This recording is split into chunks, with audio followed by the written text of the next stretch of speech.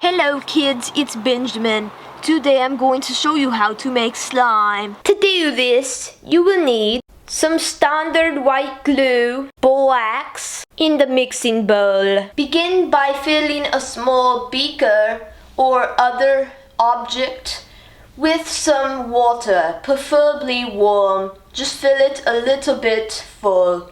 Drop in a small spoonful of borax. Stir it up. Try to get all of it to dissolve if you can, but probably there will be a little bit at the bottom. Fill a larger beaker or other object with some glue. It doesn't matter how much you use, but when you put the water in, you want it to be the same amount. Pour it into your bowl. Pour in the same amount of water as you did glue. Now for the fun part. Put in a few drops of some food coloring. I'm using blue.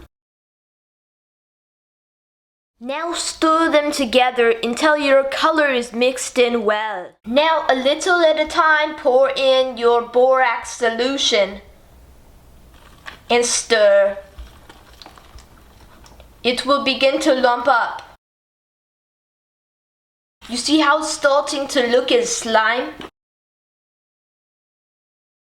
Now you can take your hands and finish molting this. And then you have your slime.